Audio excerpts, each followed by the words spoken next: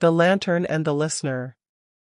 Long ago, beyond the hills where the three rivers braided together, there lay the village of Orem. To strangers passing through, it looked no different from any other settlement: rows of clay houses, gardens of cassava and maize, women carrying calabashes on their heads, children running barefoot in the red dust. But Orem had something no other village possessed: a flame that remembered. It was called Anya-Ọkụ, the Eye of Fire, and it burned in an iron lantern hung in the village square. The lantern was old, so old that no one living knew who first lit it. Some claimed it was a gift from the gods, a beacon to guide the hearts of humankind. Others whispered that it was once the soul of a mighty ancestor who could not bear to leave the world unguarded. But everyone agreed that the lantern did more than illuminate the night. It listened. It listened to the stories people told beneath its glow, stories of love and shame, hope and ruin. And in return, it offered its own memories, flickering across the glass in patterns that only the most patient hearts could decipher. The coming of the listener. On a morning of mist and sorrow, when the rains had come late and hunger gnawed at every belly, a stranger arrived. He came walking along the old trade road, leaning on a carved staff. His cloak was ragged, but his gaze was clear as river water. When he reached the square, he paused before the lantern. Some of the elders watched from their doorways. The blacksmith, Attica, murmured to his wife, "Another wanderer come to beg for our last grains." But Mama Ejim, though by then her hair was white as cotton, stepped forward.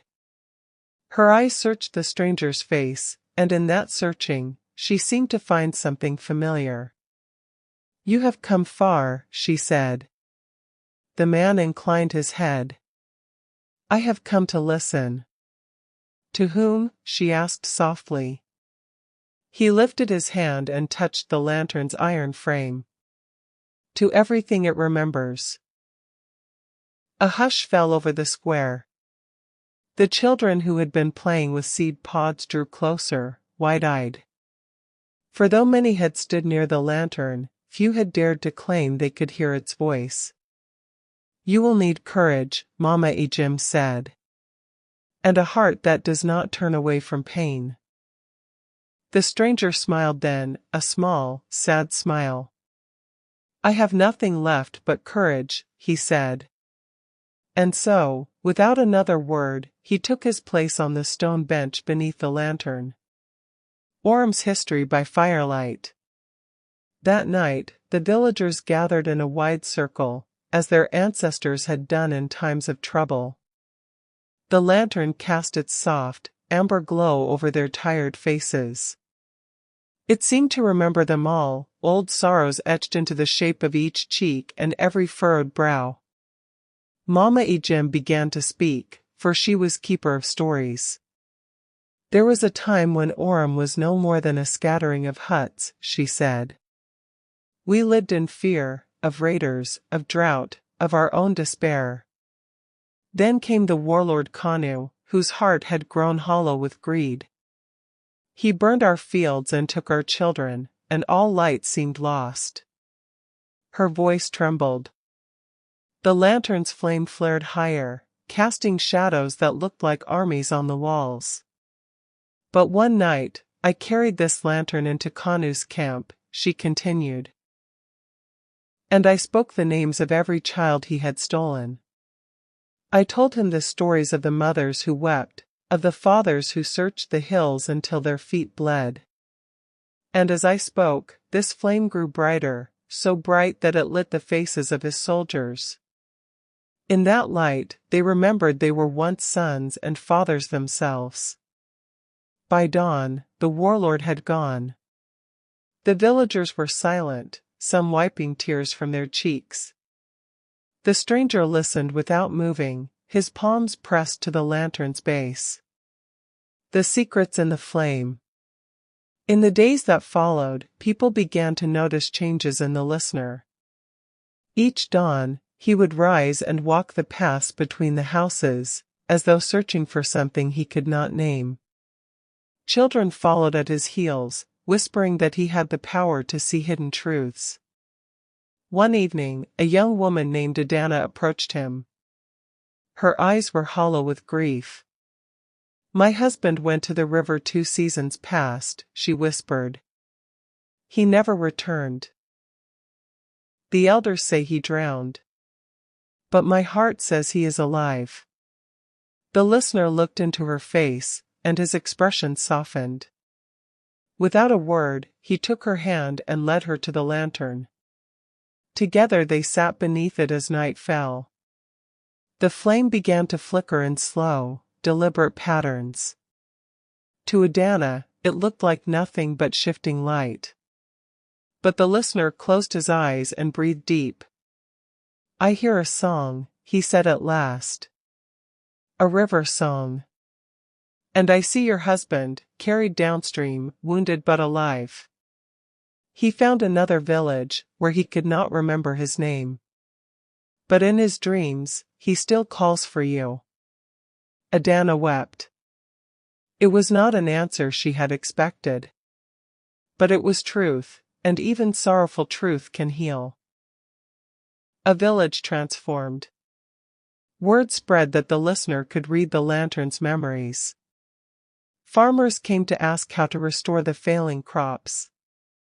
Mothers brought sick children, hoping the flame would show a cure. Young men asked if war would return. Night after night, he sat there, patient as stone. And as the village poured out its troubles, something remarkable happened. They began to remember their own strength. When the crops failed again, it was not despair that filled the square but determination. Neighbors worked side by side, digging irrigation channels and planting new seeds. When sickness struck, the women brewed old medicines from herbs long forgotten. The listener never claimed credit. He only listened and shared what the lantern showed him. And in that sharing, he became part of Orum's story, proof that even the most broken hearts can mend in the warmth of remembrance. The last vigil. Many seasons passed. The listener grew older. His hair silvered. His eyes, once bright as river water, became soft with the weight of all he had heard. On his final night, he called the villagers to gather.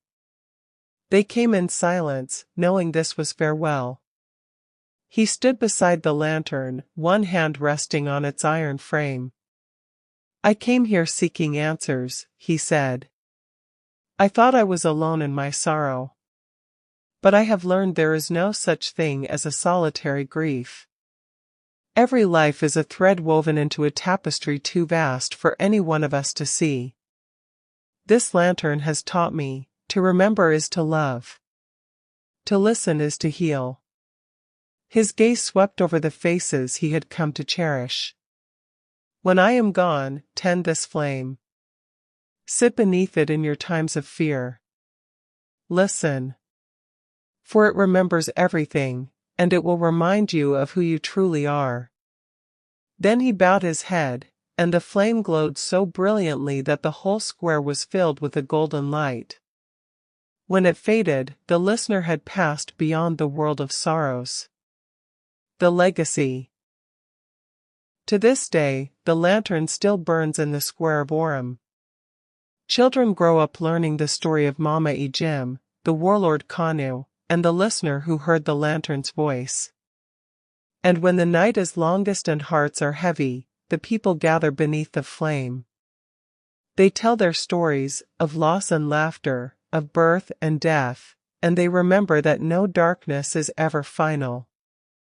For in Orum, the light never dies. And neither do the stories. Moral lessons. The power of shared memory is stronger than any enemy. Healing begins when we dare to speak, and to listen. No life is without value, and no sorrow is truly solitary. Light is not only fire, but truth, compassion, and community. The end. Thank you so much for the support. It truly means a lot. If you haven't already, please consider subscribing to stay connected and get all the latest updates. I appreciate you. Moral lessons. The power of shared memory is stronger than any enemy. Healing begins when we dare to speak and to listen. No life is without value, and no sorrow is truly solitary. Light is not only fire, but truth, compassion, and community.